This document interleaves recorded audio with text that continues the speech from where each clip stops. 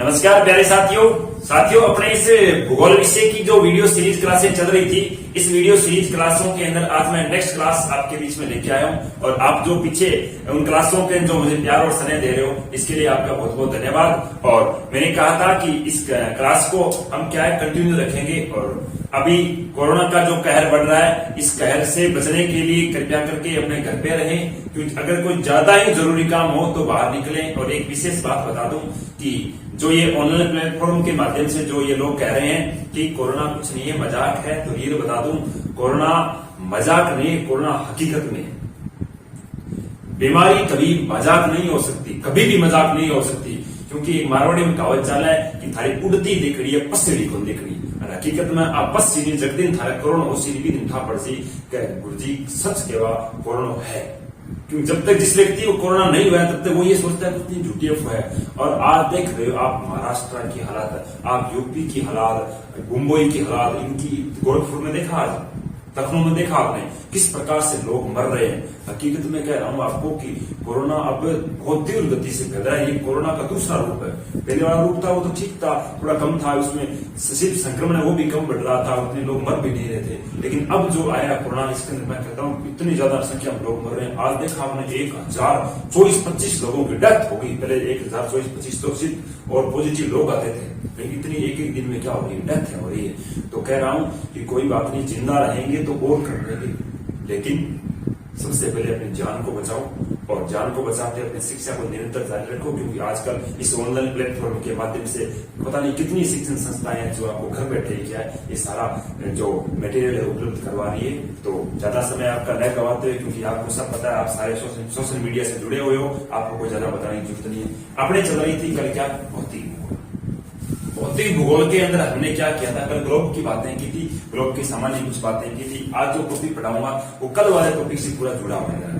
तो उस टॉपिक को आप पहले देखना, क्लास देखना, देखने के बाद में आज वाली क्लास आपको क्या आएगी, समझ में आएगी। तो अपने कल चल रही थी, हमने लास्ट में छोड़ा था क्या, अक्षांश रेखा पे छोड़ा था। कहां पे छोड़ा था, अक्षांश रेखा पे।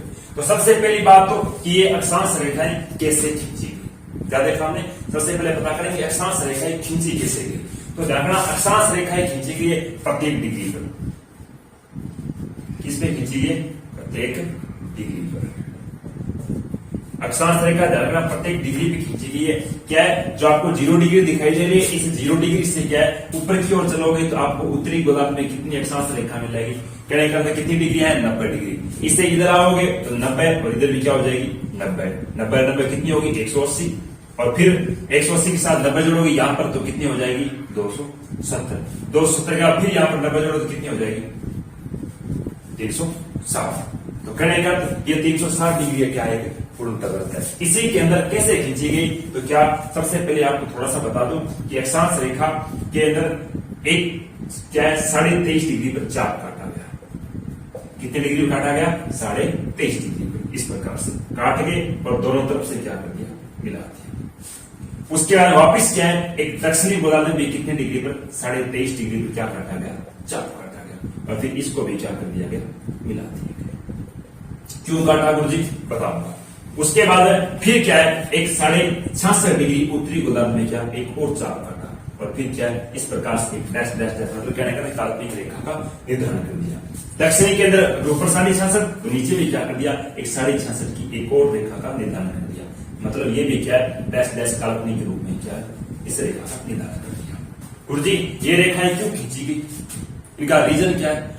एक बात ध्यान रखना, मैंने जब आपको पृथ्वी पर दिन रात छोटे बड़े या फिर कह सकते हैं ऋतु परिवर्तन का जो पीछे एक लेक्चर वीडियो करवाया था, वो आप देखना, उसके पूरी कहानी समझाएगी कि पृथ्वी के ऊपर ध्यान रखना क्या, सूर्य की एकदम जो सीधी किरणें हैं, पृथ्वी के ऊपर सूर्य की जो एकदम सीधी किरणें हैं वो केवल और केवल कहां तक गुरुजी 23.5 डिग्री उत्तरी गोलार्ध से लेकर 23.5 डिग्री दक्षिणी गोलार्ध, इतनी ही दूरी पर सूर्य की किरणें क्या पड़ती है, सीधी पड़ती है। और सूर्य की किरणें सीधी पड़ने के कारण यहाँ पर जो जलवायु होती है वो जलवायु गुरुजी कैसी होती है, उष्ण, कहने का मतलब गर्म जलवायु होती है। इसलिए यहाँ पर जो जलवायु का निर्धारण किया गया वो कौन सी जलवायु, उष्ण जलवायु। और इसके बाद में देखें, हाँ सीधी किरणें इतनी दूरी पड़ती है ध्यान रखना, इसके अलावा पूरी पृथ्वी पर ध्यान रखना किरणें कैसी पड़ती है, तिरछी पड़ती है। यहाँ पर क्या है, जो सूर्य किरणें कभी तिरछी कभी सीधी पड़ती रहती है, इस स्थान पर हमेशा के लिए किरणें क्या तिरछी रहती है। कहने का 23.5 से लेकर कहां तक चलू मैं, 66.5 या फिर 23.5 से 66.5 उत्तरी या फिर दक्षिणी गोलार्ध, इन दोनों गोलार्धों में क्या है, सूर्य किरणें वो सिर्फ और सिर्फ यहीं तक पहुंचती है। इसके बाद में बात करें नीचे वाली जो 66.5 से 90 है, यहां तक कहते हैं 6 महीने तक किरणें क्या है पहुंच ही नहीं पाती, इसलिए इस इलाके में 6 महीने तक क्या रहती है, रात रहती है, और 6 महीने तक क्या रहती है, दिन रहता है। इस वजह से इससे नीचे वाले गोलार्ध में क्या है, सूर्य किरणें 6 महीने तक पहुंचती नहीं है। यहां तक सूर्य किरणें क्या है 6 महीने तक पहुंचती रहती है, यहां तक भी सूर्य किरणें क्या है 6 महीने तक पहुंचती रहती है। इस वजह से यहां पर जो जलवायु पाई जाती है, वो जलवायु कौन सी पाई जाती है, तो वो पाई जाती है शीतोष्ण जलवायु। कौन सी पाई जाती है, शीतोष्ण। यहां पर शीतोष्ण है तो यहां पर भी कौन सी है, शीतोष्ण जलवायु। कौन सी है, शीतोष्ण। ऊपर उष्ण थी तो यहां पर भी उष्ण है। अब देखो यहां पर कहा 66.5 से 90 तक सूर्य किरणें न पहुंचने के कारण यहां पर क्या है गुरुजी, जो गर्मी है वो नाम मात्र कहने का, यहां पर ठंड रहती है, इतनी ज्यादा ठंड रहती है यहां पर मतलब बर्फ जमी रहती है, इसलिए यहां पर जो जलवायु पाई जाती है उसे हम क्या कहते हैं, शीत जलवायु कहते हैं। क्या कहते हैं, शीत। इसे भी शीत कहोगे तो पूर्वाड़ी भी कौन सी जलवायु है, शीत जलवायु है। कहने का ये जो मैंने 4 रेखाओं का निर्धारण किया, ये केवल और केवल क्या है, पृथ्वी के ऊपर इस रेखाओं का क्या क्यों निर्धारण किया, पृथ्वी के ऊपर सूर्य के द्वारा जलवायु का निर्धारण करने के लिए क्या है, इस 4 रेखाओं को निर्धारण किया गया। और इन 4 रेखाओं को क्या कहते हैं, इन 4 रेखाओं को काल्पनिक रेखा कहते हैं। क्या कहते हैं, पृथ्वी के ऊपर अक्षांश रेखाओं में कितनी रेखा काल्पनिक है, ध्यान रखना 4 रेखा काल्पनिक है, एक 23.5 डिग्री और एक 66.5, 2 उत्तरी गोलार्ध में, 2 उत्तरी क्या हो गई, दक्षिणी गोलार्ध में। इसीलिए मैंने क्या बीच वाली एकदम पूरी क्या है कलर के अंदर खींची है, बाकी नीचे वाली ऊपर वाली क्या है डैश डैश डैश डैश खींची है। इसलिए इनको क्या कहते हैं, काल्पनिक रेखा कहते हैं। इन रेखाओं के क्या है कुछ नाम भी दिए गए हैं, तो ध्यान रखना। जो ऊपर की आपको दिखाई दे रही है, ये देखो जो आपको ऊपर कौन सी ये 66.5 डिग्री दिखाई दे रही है, इस 66.5 डिग्री को क्या कहते हैं, तो इसे कहते हैं आर्कटिक रेखा। क्या कहते हैं,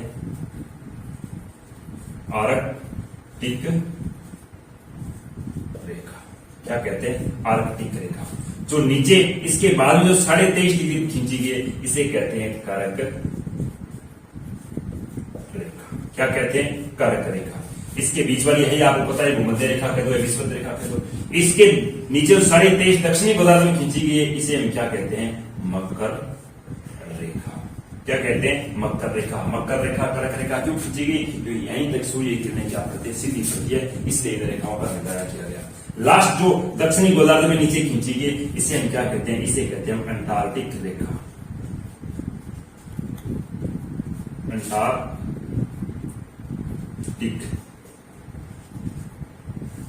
रेखा। तो कहने का पृथ्वी के ऊपर कितनी काल्पनिक रेखा खींची गई, 4। एक आर्कटिक रेखा, दूसरी कारक रेखा, तीसरी मकर रेखा, चौथी दूसरी कौन सी, अंटार्कटिक रेखा। तीसरे इस क्लास एक स्क्रीनशॉट ले लो, फिर आगे की ओर मैं बढ़ता हूं।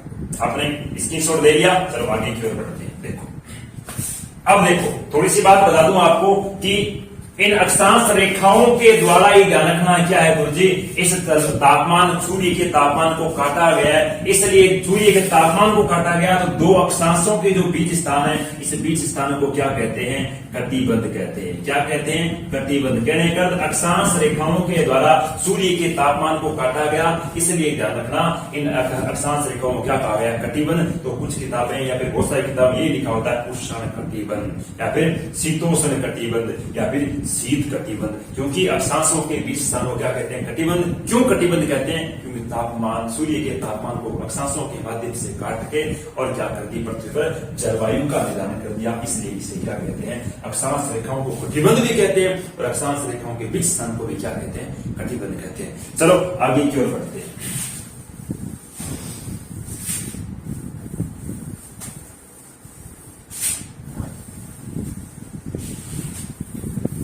देखो बात करेंगे अक्षांश रेखाओं की क्या विशेषता। अक्षांश रेखाओं की क्या विशेषता। देखो, अक्षांश रेखाओं की विशेषता की बात करें तो ध्यान रखना, ये अक्षांश रेखाएं कैसे खींची गई है, इनकी समस्त विशेषता कृष्ण सारे इन विशेषताओं से ही बनते हैं। जैसे ये अक्षांश रेखा कैसे खींची गई, उदाहरण के तौर मेरे पास ये केवल एक डस्टर है।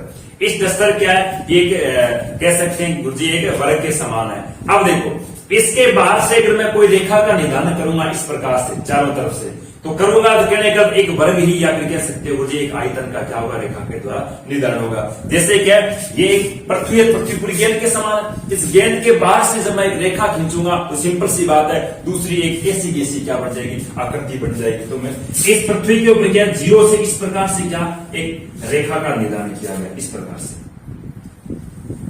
ऐसे इस प्रकार से क्या एक रेखा का निदान किया गया। तो इस रेखा को क्या, इस रेखा के द्वारा रेखा के साथ साथ और कौन सी आकृति बनी, तो कहने करते गुरुजी इसके द्वारा दूसरी कौन सी आकृति बनी, वर्तनुमा आकृति बन गई। तो कहने कर एक अक्षांश रेखा के द्वारा डिग्रियां दोनों तरफ काम आ रही है, लेकिन रेखा एक खींची जा रही है। रेखा के साथ साथ क्या हो रहा है, यहाँ पर एक आकृति का निर्माण हो रहा है, वो गुरुजी कौन सी है, वर्त। इसलिए अक्षांश रेखा की यहाँ पर पहली विशेषता बन गई कि अक्षांश रेखा को वृत्तीय रेखा भी कहा जाता है। अक्षांश रेखा को क्या कहते हैं, वृत्तीय रेखा भी कहा जाता है। अक्षांश रेखा को मैंने पीछे बताया था कोणीय रेखा भी कहा जाता है, क्योंकि इनका निदान क्या किया गया, आपतन कोण के आधार पर किया गया, इसे इन्हें क्या कहते हैं, कोणीय रेखा भी कहते हैं। देखो, एक के बाद में दूसरी डिग्री को क्या करती, इस प्रकार से रेखा खींचती, तीसरी डिग्री पर खींचती इस प्रकार से, चौथी डिग्री पर खींचती, पांचवी डिग्री पर खींचती, मतलब कहने के इस प्रकार से खींचते गए उत्तरी गोलार्ध के अंदर। और उत्तरी गोलार्ध में आपको पता है डिग्रियां कितनी है, 90 डिग्री। तो ये खींचते कहां तक पहुंचे, ये खींचते पहुंचे गुरुजी, ये पहुंचे 89 डिग्री तक, कहने का 89 डिग्री तक पहुंचे। तब तक इनको आमने सामने क्या डिग्रियां मिल रही थी, और एक रेखा के द्वारा क्या हो रहा था, पूर्ण वृत्त का निर्माण हो रहा था। लेकिन 89 के बाद में सामने इनको कोई डिग्री नहीं मिल रही है, इसका मतलब रेखा केवल और केवल कहां तक खींची जाएगी, 89 तक। क्यों 89 तक वर्तमान में 90 है, 90 के सामने कोई डिग्री नहीं है, इस वजह से 90 डिग्री को क्या है, केवल और केवल किसके रूप में छोड़ दिया, एक बिंदु के रूप में छोड़ दिया, न कि 90 से क्या है गुरुजी एक रेखा का निर्धारण किया गया। तो कहने का कि ग्लोब के ऊपर उत्तरी गोलार्ध में क्या है, उत्तरी गोलार्ध में कितनी अक्षांश रेखाएं खींची गई है, कितनी खींची गई है, उत्तरी गोलार्ध में ध्यान रखना कितनी 89 अक्षांश रेखा खींची गई है। जितने पूर्ण वर्त बने इतनी क्या खींची जाएगी, अक्षांश रेखाएं खींची जाएगी। अब वही सेम की सेम प्रक्रिया खींची चलेगी, दक्षिणी के अंदर चलेगी। दक्षिणी पे क्या है, जिस प्रकार से दोनों तरफ डिग्रियां मिलते गई और किसका निर्धारण करते गए, अक्षांश रेखा का क्या करते गए, निर्धारण करते गए। जहां पर ये कहां तक पहुंचे, ये लगभग 89 तक पहुंचे। कितने डिग्री तक पहुंचे, 89 डिग्री तक पहुंचे। तब तक तो इनको क्या आमने सामने क्या डिग्रियां मिल रही थी, लेकिन 90 वाली है उसके सामने कोई डिग्री न मिलने का इसको भी किसके रूप में छोड़ दिया, एक बिंदु के रूप में छोड़ दिया। इसका मतलब उत्तरी गोलार्ध में कितनी खींची, 89। दक्षिणी गोलार्ध में कितनी अक्षांश रेखाएं खींची ग्लोब पर, 89। और एक कौन सी होगी, एक होगी आपकी बीच वाली भूमध्य रेखा। इसका मतलब ग्लोब पर कुल कितनी अक्षांश रेखाएं खींची गई है, तो ग्लोब पर जितने वर्त बनेंगे उतनी क्या खींची जाएगी, अक्षांश रेखाएं। तो ग्लोब पर कुल कितनी अक्षांश रेखाएं होगी, ग्लोब पर होगी 179 अक्षांश रेखा। कहने का 179 अक्षांश रेखाएं होगी। तो गुरुजी हमने तो आज तक पूछा है, आज तक पढ़ा है, यही पढ़ा है कि अक्षांश रेखाएं कितनी होती है, अक्षांश रेखाएं 181 होती है। और आप यहां पर हमें बता रहे हो कि अक्षांश रेखा कितनी है, 179। तो या सर वो गलत है क्या 181? नहीं, गलत वो भी नहीं है तो गलत ये भी नहीं है। मैंने यहां पर क्या बताई, ये बात आपको आपने ध्यान से सुना होगा। मैंने ये कहा है कि ग्लोब के ऊपर क्या कहा मैंने, ग्लोब के ऊपर कुल अक्षांश 179 खींची गई है। ग्लोब के ऊपर कुल अक्षांश 179 खींची गई है, न कि मैंने ये कहा कि ग्लोब के ऊपर अक्षांश रेखा होती है। दूसरी बात सुनना, अब प्रत्येक रेखा के द्वारा क्या बन रहा है, वर्त बन रहा है। वर्त बनेगी, इतनी क्या खींची जाएगी, अक्षांश रेखाएं खींची जाएगी। दूसरी बात क्या बन रही है यहां पर, तीसरी बात यह बन रही है कि मानचित्र के ऊपर, क्या कहा मैंने, मानचित्र के ऊपर कुल अक्षांश रेखा खींची जाती है। देखो, यह खींची गई है, जाती नहीं, गई है, ऐसा देखो, खींची गई है। अब देखो, ये क्या है, ये मानचित्र है। इस मानचित्र पे आप अक्षांश रेखा खींचोगे, सिंपल सी वही बात कि ये कौन सी होगी, जीरो वाली। जीरो से खींचते खींचते खींचते आप उत्तरी गोला में पहुंचे, कहां तक, 89 तक। तो 89 आपने क्या कर दी, रेखा खींच दी। लेकिन 90 वाली है, वो 90 वाली मानचित्र के ऊपर जाना आपको बिंदु के रूप में छोड़ोगे, लेकिन मिलेगी आपको किसके रूप में, एक रेखा के रूप में मिलेगी। किसके रूप में मिलेगी, रेखा के। अगर उत्तरी गोलार्ध में रेखा के रूप में मिलेगी, इसका मतलब दक्षिणी गोलार्ध में किसके रूप में मिलेगी, रेखा के रूप में मिलेगी। इसका मतलब मानचित्र पर वृद्धि कितनी होगी, उत्तरी गोलार्ध में 89 की बजाय 90, दक्षिणी गोलार्ध में भी 89 के बजाय कितनी होगी, 90, और एक कौन सी होगी, बीच वाली होगी। इसका मतलब मानचित्र पर कुल अक्षांश रेखाएं कितनी खींची गई है, 181। कितनी खींची गई है, 181 खींची गई है, बल्कि ग्लोब पर कितनी खींची गई है, 179। तो गुरु जी, हम बात यहां पर आपकी सही है कि आपने बताया मानचित्र पर 181 खींची गई है और ग्लोब पर कितनी खींची गई है, 179 खींची गई है। यहां पर चौथी बात यह आती है, जो आपके जहन के अंदर क्वेश्चन उठ रहा है, उस क्वेश्चन का भी मैं जवाब देने की कोशिश करूंगा कि कुल अक्षांश रेखाएं होती है या कुल अक्षांश रेखा होती है, अक्षांश रेखा होती है। क्या कहा मैंने, कुल अक्षांश रेखा होती है। तो ध्यान रखना, वहां पर न तो आपको 181 करना है, न आपको 179 करना है। तो गुरुजी कितना करेंगे, प्रश्न क्या कह रहा है कि कुल अक्षांश रेखा होती है, न कि खींची गई है। ग्लोब पर खींची गई है कितनी, 179। मानचित्र पर खींची गई कितनी, 181। यहां पर खींची गई, कहीं आपको नाम दिखाई दे रहा है क्या, नहीं सर। तो हम क्या करें, क्योंकि माननी है, सिर्फ खींची नहीं है, माननी है। तो आपको पता होगा, मैंने यहां पर एक रेखा मानी थी, आपको शायद कभी पीछे बताया था क्या, कि 23.5 डिग्री माना था, 23.5 उत्तर में माना था, दक्षिणी माना था, एक 66.5 माना था, खींची नहीं थी, केवल क्या डैश डैश डैश, इसका कल्पना की गई थी, यहां से रेखा गुजर रही, लेकिन रियल नहीं माना था, न हमने कोई एक गहरे पेन से उसको खींचा था।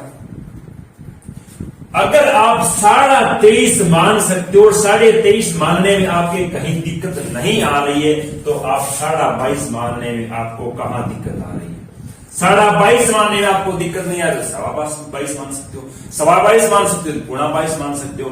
कहने करता आप एक को जितनी भागों में बांट सकते हो, उतनी क्या मान सकते हो, रेखाएं मान सकते हो। इसका मतलब सीधी सी एक ही बात होगी कि ग्लोब के ऊपर या मानचित्र के ऊपर, या फिर सीधा कह सकते हो कुल अक्षांश रेखाएं कितनी होती है, तो होती कितनी है, जितनी आप एक को जितने भागों में बांटोगे उतनी क्या हो जाएगी, रेखा हो जाएगी। कहने का क्या है गुरुजी, कुल अक्षांश रेखाएं कितनी होती है, अनंत होती है, न कि 181, न कि 179 होती है। क्लियर बात, इसके बाद हम बात करते हैं, वो देखो 5 नंबर क्या होती है कि अक्षांश रेखाओं के बीच की दूरी कितनी होती है। क्या कहा कि अक्षांश रेखाओं, विशेषता चल रही है, याद होगी, 5वीं विशेषता बता रहा हूं कि अक्षांश रेखाओं के बीच की दूरी कितनी होती है। तो ध्यान रखना, जो आपतन कोण है वो क्या है, भूमध्य रेखा के पास क्या बढ़ रहा है, मैंने क्या कहा, मैंने कहा कि जो भूमध्य रेखा है, इस भूमध्य रेखा के पास ध्यान रखना, सूर्य गर्मी क्या रहती है, हमेशा के लिए उच्च रहती है। गर्मी उच्च रहती है तो यहाँ पर जो आपतन कोण है वो आपतन कोण क्या बनता है, छोटा बनता है। छोटा बनता है इसका मतलब इन रेखाओं का निर्धारण किसके आधार पर किया गया था, आपतन कोण के आधार पर किया गया। तो भूमध्य रेखा के पास ध्यान रखना जो दो अक्षांशों के बीच की दूरी है, किसके पास, भूमध्य रेखा के पास। भूमध्य रेखा के पास दो अक्षांशों के बीच की दूरी है वो कितनी है, 110 पॉइंट कितने किलोमीटर, 5 किलोमीटर। कितने किलोमीटर है, 5 किलोमीटर। लेकिन जैसे जैसे आप क्या ध्रुवों की तरफ जाओगे तो वहां पर ध्यान रखना, मैंने बताया था कि जो आपतन कोण है वो आपतन कोण क्या बनता है, बड़ा बनता है। बड़े बनने का कारण क्या है कि वहां पर सर्वाधिक जलवाष्प या फिर कह सकते गैसें या फिर धूल के कण अधिक होने के कारण ये ध्रुव तारे का प्रकाश अपने स्थायी रास्ते से क्या विचलित होकर आपतन कोण का क्या करता है, बड़ा निर्माण करता है। बड़ा निर्माण होने की वजह से यहाँ पर दो अक्षांशों के बीच की दूरी क्या मिलेगी, आपको ज्यादा मिलेगी। और वो कितनी मिलेगी, तो यहाँ पर बात बताता हूं ध्रुवों के पास। ध्रुवों के पास दो अक्षांशों के जो बीच की दूरी है वो है 111 पॉइंट कितने किलोमीटर, तो वो है 111.17 किलोमीटर। गुरुजी आप तो ऐसे कैसे बता रहे हो, हमने आज तक पढ़ा है कि दो अक्षांशों के बीच की दूरी कितनी होती है, 111 किलोमीटर होती है। न तो आपने 111 ऊपर वाले मध्य रेखा के पास बताई, न आपने ध्रुवों के पास बताई। हाँ, आपको पढ़ना है वो 111 ही पढ़ना है। क्योंकि ये तो डीपली बातें आ गई, क्योंकि ये बात बता रहे हैं, क्योंकि आपको अलग अलग एक एक अक्षांश रेखा की थोड़ी याद करनी पड़ेगी। एक एक अक्षांश बात करूं तो मुझे भी नहीं पता है, मैंने भी क्या वो मध्य रेखा पास और 10 ध्रुवों बताइए, बीच बीच एक एक रेखा की आप गणना करो बहुत अलग है। लेकिन ये आपको जो किताबों में बताया जाता है वो ये बताया जाता है कि अक्षांश रेखाओं के बीच की औसतन दूरी कितनी है, तो औसतन दूरी है 111 किलोमीटर। कितनी है, आपको 111 ही रखना है। ध्रुवों के पास रेखाएं की दूरी क्या बढ़ जाती है और भूमध्य रेखा के पास क्या कर जाती है, घट जाती है। तीसरी बात विशेषता, सॉरी छठी बात आती है विशेषता पर, वो क्या आते हैं, यहां पर लिख लो, अक्षांश रेखाओं के मध्य औसतन दूरी। औसतन दूरी कितनी है, 111 किलोमीटर। छठी जो विशेषता आती है यहां लिखते हो। छठी विशेषता क्या आती है, जो अक्षांशों के बीच स्थान है, इस बीच स्थान को क्या कहते हैं, अभी मैंने पीछे बताया कि अक्षांशों के बीच स्थान को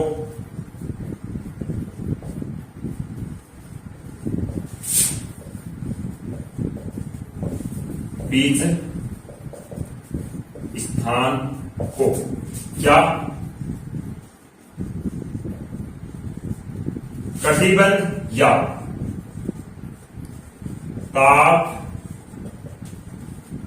कटिबंध कहा जाता है। कटिबंध या ताप कटिबंध कहा जाता, ध्यान रखना, क्योंकि ये सूर्य के प्रकाश को क्या करते हैं, दो भागों में काटते हैं, इसलिए इन्हें क्या कहते हैं, कटिबंध या ताप कटिबंध कहते हैं।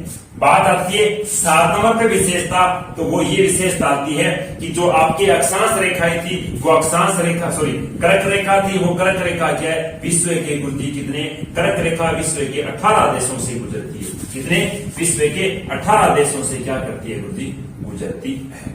उसके बाद बात करें किसकी, हम बात करते हैं भूमध्य रेखा की। तो जो भूमध्य रेखा है ये विश्व के कितने देशों से गुजरती है, तो भूमध्य रेखा गुजरती है विश्व के गुरुजी कितने, 13 देशों से क्या करती है, गुजरती है। अगर हम बात करें 9 नंबर पे, तो बात आती है कौन सी रेखा की, मकर रेखा की। और मकर रेखा विश्व के कितने देशों से गुजरती है, तो मकर रेखा गुजरती है विश्व के कितने देशों से गुरुजी, ये गुजरती है विश्व के 12 देशों से गुजरती है। तो एक बार इसका स्क्रीनशॉट लो, मैं आगे की ओर बढ़ता हूं। आपने देखा कि स्क्रीनशॉट ले लिया, चलो ठीक है आगे की ओर बढ़ते हैं। अगली विशेषता 9 नंबर पे आती है, वो क्या विशेषता आती है, सॉरी 10 नंबर पे। 10 नंबर पे ये आती है कि यहां पर आपको दिख रहा है कि सर अक्षांश रेखाओं में कौन सा वृत्त सबसे बड़ा है और कौन सा वृत्त सबसे छोटा है। तो ध्यान रखना, जो 0 डिग्री वाला है वो वृत्त क्या है, सबसे बड़ा है, और जो 89 डिग्री वाला है वो वृत्त क्या है, सबसे छोटा है। तो यहां पर बात ध्यान रखना कि अक्षांश ग्लोब पर 0 डिग्री वाला अक्षांशीय वृत्त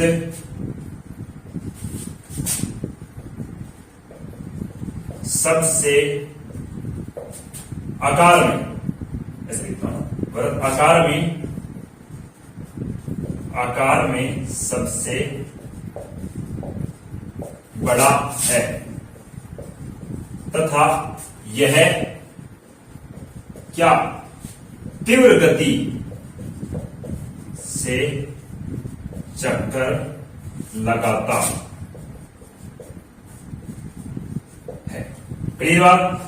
तो गुरुजी सबसे छोटा अक्षांशीय वृत्त कौन सा है? तो छोटा ध्यान रखना कौन सा है, तो आपको दिखाई दे कि 90 वाला वृत्त है ही नहीं, वृत्त और केवल लास्ट कहां तक पहुंचे, हम कह सकते हैं गुरुजी 89 डिग्री तक पहुंचे। 89 डिग्री वाला क्या है? सबसे छोटा है। छोटे के साथ साथ ये क्या करता है? मंद गति से क्या लगाता है? चक्कर लगाता है। इसका मतलब सबसे छोटा कौन सा है? 89, और गति भी इसकी क्या है? धीमी है। ध्यान रखना, सबसे धीमी गति चक्कर लगाना 89 और सबसे तीव्र गति चक्कर लगाना 0। आकार है बड़ा 0, छोटा कौन सा? 89 डिग्री। लास्ट बात बची आपके सामने, क्या 12 नंबर की विशेषता, वो ये है कि अक्षांश रेखाओं को अंग्रेजी में ही क्या कहते हैं? तो अक्षांश रेखाओं को अंग्रेजी में लेटिट्यूड कहते हैं। क्या कहते हैं? लेटिट्यूड। तो बने रहे इस वीडियो के साथ। नेक्स्ट आपके लिए कल लेके आऊंगा देशांतर रेखाएं। आज अक्षांश रेखाओं का जो टॉपिक था वो क्या हो गया पूरा। बाकी बात है जो हम क्या करेंगे, अपने भारत से रिलेटिव भारत की अक्षांशीय स्थिति पढ़ेंगे, उसके थोड़ी सी बातें अक्षांश की ओर करूंगा। धन्यवाद।